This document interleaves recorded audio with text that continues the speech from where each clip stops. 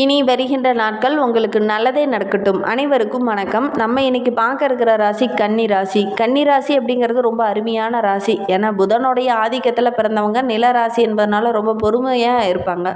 ஒவ்வொரு விஷயத்தையுமே ரொம்ப நிதானமாக சிந்தித்து செயல்படக்கூடியவங்க அப்படின்னா இந்த கன்னிராசி அன்பர்களை சொல்லலாம். ஒரு முக்கிய முடிவு எடுக்கணும், அதுவும் இப்போவே எடுக்கணும்னா கூட ஒரு 2 மணி நேரம் கழித்து தான் அந்த முடிவு சொல்லக்கூடியவங்களாக இருப்பாங்க. ஏன்னா பல கோணங்களில் ஆராய்ந்து அதுக்கப்புறம் தான் முடிவுகளே அவங்க சொல்லுவாங்க.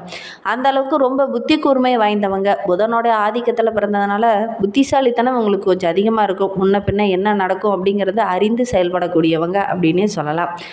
இவங்களுடைய புத்திசாலித்தனத்தை பெரும்பாலும் பார்த்திங்கன்னா தன்னுடைய சொந்த வாழ்க்கைக்கு அதிகம் பயன்படுத்திக்க மாட்டாங்க. தன்னுடைய நண்பர்களுக்காக, தன்னுடைய உறவுகளுக்காக அதிகம் பயன்படுத்தக்கூடியவங்களாக அந்த கன்னிராசி அன்பர்கள் இருப்பாங்க. உறவுகளுக்கு அதிக முக்கியத்துவம் கொடுப்பாங்க. ஆனால் உறவுகள் இவங்களை மதிக்குமா அப்படின்னு பார்த்திங்கன்னா ரொம்பவும் குறைவு தான். உறவுகளுக்காக, உறவுகளுடைய அன்புக்காக அதிகம் ஏங்கக்கூடியவங்க இந்த கன்னிராசி அன்பர்கள் அப்படின்னே சொல்லலாம். ஏன்னா இவங்களுக்கு எப்பவுமே பார்த்திங்கன்னா இந்த உறவுகளுடைய அன்பு அதிகம் கிடைக்காது. அப்படியே யாராவது கிடைக்கிறதா இருந்தால் கூட அது ஒரு சில நாட்கள்லேயே அந்த அன்பு குறைஞ்சிரும். சரி, இவங்களுக்கு வருகின்ற 7 நாட்களும் எப்படி இருக்குது, வருகின்ற 7 நாட்களும் உங்களுக்கு சாதகமாக இருக்கா பாதகமாக இருக்கா அப்படிங்கிறது எல்லாமே தொடர்ந்து இந்த வீடியோவில் பார்க்கலாம். நீங்கள் இப்போ தான் ஃபஸ்ட் டைமாக நம்ம சேனலை பார்க்குறதா இருந்தால் நம்ம சேனலை சப்ஸ்கிரைப் பண்ணிவிட்டு கூடவே இருக்கிற பெல் ஐக்கானையும் கிளிக் பண்ணிக்கோங்க. அப்போ தான் நாங்கள் போடுற ஒவ்வொரு வீடியோவுமே உங்களுக்கு நோட்டிஃபிகேஷனாக வரும். நீங்கள் கன்னிராசி அன்பராக இருந்தால் மறக்காமல் நம்மளுடைய சேனலுக்கு ஒரு லைக் கொடுத்துக்கோங்க. உங்களுடைய உறவுகள் வகையில் அல்லது நண்பர்கள் வகையில் யாராவது கன்னிராசி அன்பர்கள் இருக்காங்க அப்படின்னா மறக்காமல் இந்த வீடியோவை அவங்களுக்கும் ஷேர் பண்ணிவிடுங்க. கன்னிராசியில் நீங்கள் எந்த நட்சத்திரத்தில் பிறந்தீங்க, உங்களுடைய இஷ்ட தெய்வ பெயர் என்ன, உங்களுடைய குலதெய்வ பெயர் என்ன அப்படிங்கிறத மறக்காமல் எங்களுடைய கமெண்ட் பாக்ஸில் தெரிவிங்க.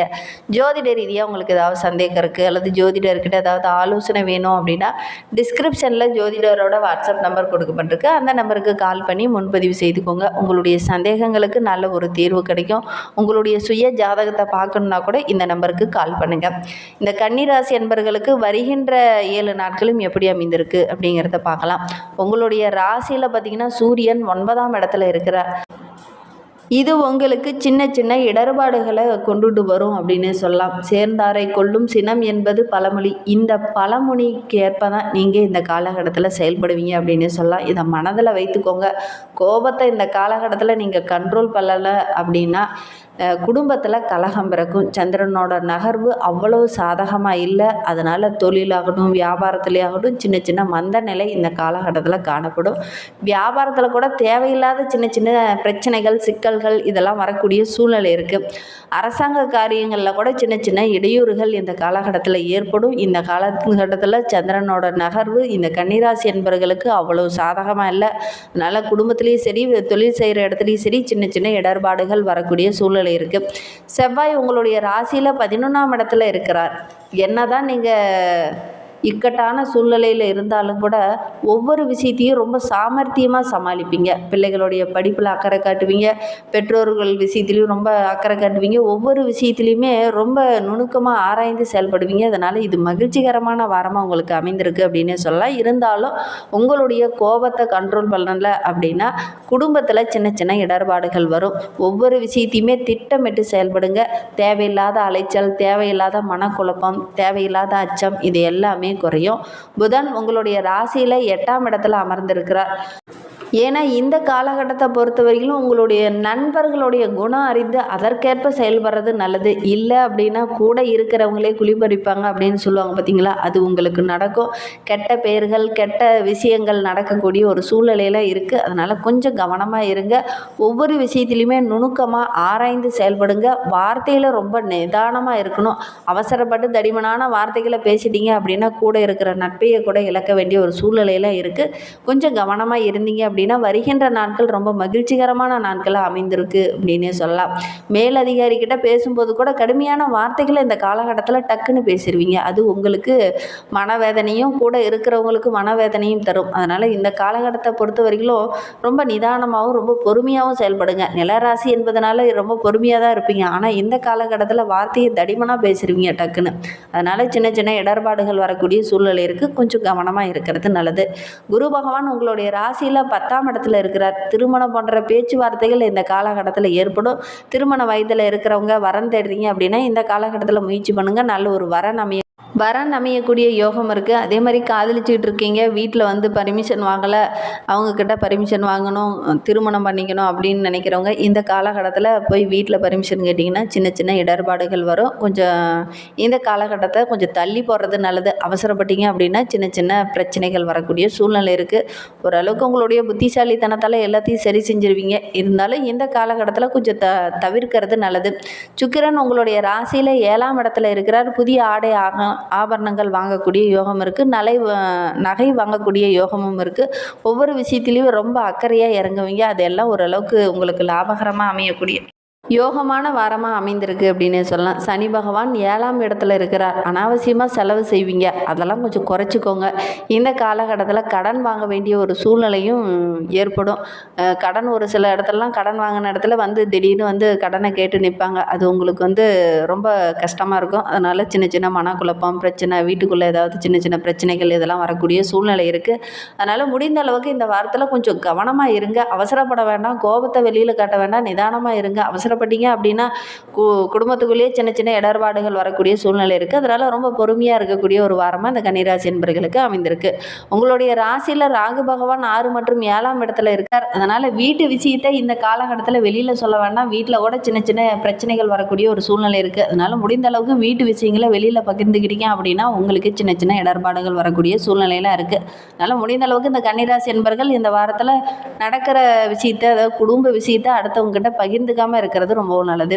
கன்னி ராசியில் உத்திரம் 2, 3, 4 பாதங்களில் பிறந்தவங்களுக்கு வருகின்ற 7 நாட்களும் எப்படி அமைந்திருக்கு அப்படிங்கிறத பார்க்கலாம். கடந்த வாரத்தை ஒப்பிடும்போது இந்த வாரத்தில் ஓரளவுக்கு மகிழ்ச்சிகரமாக இருக்கும். குடும்பத்தில் இருந்த அந்த குழப்பங்கள் படிப்படியாக குறையும். அந்நியர்களால் சின்ன சின்ன பிரச்சனைகள் வரக்கூடிய சூழ்நிலை இருக்குது. கொஞ்சம் கவனமாக இருக்கும். அரசு வழியில் ஏற்பட்ட சின்ன சின்ன பிரச்சனைகள் இந்த காலகட்டத்தில் சரியாகும். மனதுக்கு ஒரு விதமான அச்சமும் ஒரு விதமான பயமும் இது நான் வரையில் இருந்திருக்கும். அந்த பயம், அச்சம் இதெல்லாம் குறையக்கூடிய ஒரு வாரமாக இந்த வாரம் அமைந்திருக்கு அப்படின்னே சொல்லலாம். ஏன்னா இந்த காலகட்டத்தில் உங்களுக்கு சுக்கிரன் மேசராசியில் செஞ்சிருக்கிறதுனால நிறைய நன்மைகள் கிடைக்கும். எதிர்பார்த்தவரால் சின்ன சின்ன பிரச்சனைகள் வரும். கொஞ்சம் கவனமாக இருக்கிறது நல்லது. புதன் பகவான் உங்களுக்கு சாதகமாக இருக்கிறதுனால ஒவ்வொரு விஷயத்தையுமே சிந்தித்து செயல்படுவீங்க. ஓரளவுக்கு அதிர்ஷ்ட வாய்ப்புகள் தேடி வரக்கூடிய ஒரு வாரமாக இந்த வாரம் அமைந்திருக்கு அப்படின்னு சொல்லலாம். இழுபறியாக இருக்கிற ஒரு விஷயத்தை கூட இந்த காலகட்டத்தில் முன்ன நின்று நீங்கள் செய்வீங்க. அதெல்லாம் ஓரளவுக்கு லாபம் கிடைக்கும். இருந்தாலும் இந்த காலகட்டத்தில் கடன் வாங்க வேண்டிய ஒரு சூழ்நிலையில் இருக்குது. கொஞ்சம் கவனமாக இருக்கிறது நல்லது. ஒரு சில விஷயத்தில் இந்த காலகட்டத்தில் நிதானமாக பொறுமையாக இருக்கணும். வீண் பிரச்சனை, வம்பு இதெல்லாம் உங்களை தேடி வரும். கவனமாக இருந்தீங்க அப்படின்னா இந்த வாரம் மகிழ்ச்சிகரமான வாரமாக அமைந்திருக்கு அப்படின்னு சொல்லலாம். கன்னிராசியில் அஸ்தம் நட்சத்திரத்தில் பிறந்தவங்களுக்கு அடுத்து வருகின்ற 7 நாட்களும் எப்படி அமைந்திருக்கு அப்படிங்கிறத பார்க்கலாம். இந்த வாரத்தை பொறுத்த வரைக்கும் சனி, ராகு உங்களுடைய ஆற்றலை அதிகரிப்பாங்க. நினைத்த வேலையை கரெக்டான டைமில் செய்து முடிக்கணும் அப்படிங்கிற ஒரு ஆர்வத்தை அதிகப்படுத்துவாங்க. தொழிலில், வியாபாரத்தில் இருந்த தடைகள் படிப்படியாக குறையும். உடல் ஆரோக்கியத்தில் இருந்த பிரச்சனைகள் சரியாகக்கூடிய ஒரு வாரமாக இந்த வாரம் அமைந்திருக்கு அப்படின்னு சொல்லலாம். இழுபறியாக இருந்த ஒரு வழக்கு விவகாரத்தை கூட இந்த காலகட்டத்தில் நீங்கள் இறங்கி உங்களுக்கு சாதகமாக மாற்றிக்குவீங்க. அரசியல்வாதிகளை பொறுத்தவரைக்கும் நல்ல ஒரு செல்வாக்கு உயரக்கூடிய மாதமாக அமைந்திருக்கு அப்படின்னு சொல்லலாம். உத்தியோகத்தில் இருக்கிறவங்களுக்கு இதுனா வரைக்கும் இருந்த பிரச்சனைகள் குறையும். 10ஆம் இடத்துல குரு பகவான் இருக்கிறதுனால வேலையில் சின்ன சின்ன நெருக்கடிகள் வரும். அதே மாதிரி இந்த காலகட்டத்தை பொறுத்தவரைக்கும் நட்சத்திரக்காரங்க ஒவ்வொரு விஷயத்திலுமே ரொம்ப பொறுமையாக இருக்கணும். விரையாதிபதி சூரியன் பாக்கியஸ்தானத்தில் சஞ்சரிப்பதனால வீண் செலவுகள் வரும். கட்டுப்படுத்த முடியாத அளவுக்கு சின்ன சின்ன செலவுகள் தொடர்ந்து வந்துக்கிட்டே இருக்கும். அரசு வழியில் கூட சின்ன சின்ன பிரச்சனைகள் வர்றதுக்கான ஒரு சூழ்நிலை இருக்குது. கவனமாக இருக்கிறது நல்லது. கன்னிராசியில் சித்திரை 1, 2 பாதங்களில் பிறந்தவங்களுக்கு வருகின்ற 7 நாட்களும் எப்படி அமைந்திருக்கு அப்படிங்கிறத பார்க்கலாம். செவ்வாய் லாபஸ்தானத்தில் சஞ்சரிப்பதனால அவரும் நீச்சம் அடைந்திருப்பதனால வழக்கமான வேலைகளை மட்டும் இந்த காலகட்டத்தை செய்கிறது ரொம்ப நல்லது. அதே நேரத்தில் ரண ருண ரோக சத்ருஸ்தானத்தில் பார்த்திங்கன்னா சனியும் ராகுவும் போட்டி போட்டுக்கிட்டு உங்களுடைய நிலையை உயர்த்த இருக்கிறாங்க. இதுவரை இருந்த நெருக்கடிகள் குறையும். நிறைய பிரச்சனைகள் உங்களை தேடி வரும். பிரச்சனையை மட்டும் கொஞ்சம் நிதானமாக அணுகிறது நல்லது. இல்லை அப்படின்னா சின்ன சின்ன இடர்பாடுகள் வரக்கூடிய சூழ்நிலை இருக்குது. அதனால் முடிந்த அளவுக்கு கொஞ்சம் நிதானமாக இருங்க. இந்த காலகட்டத்தில் அவசரப்பட்டீங்க அப்படின்னா உங்களுக்கே சில பேர் கெட்ட பேர் வரத்துக்கான ஒரு சூழ்நிலையில் இருக்குது. அதனால் முடிந்த அளவுக்கு கொஞ்சம் கவனமாக இருங்க, நிதானமாக செயல்படுங்க. இந்த காலகட்டத்தில் அவசரம் வேண்டாம்.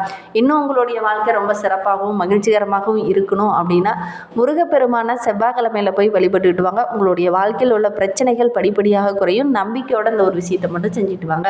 இந்த மாதிரி பயனுள்ள தகவலை நீங்கள் தொடர்ந்து கேட்கணும் அப்படின்னு நினச்சிங்கன்னா நம்ம சேனலை சப்ஸ்கிரைப் பண்ணிவிட்டு கூடவே இருக்கிற பெல் ஐக்கானையும் கிளிக் பண்ணிக்கோங்க. அப்போ தான் நாங்கள் போடுற ஒவ்வொரு வீடியோவுமே உங்களுக்கு நோட்டிஃபிகேஷனாக வரும்.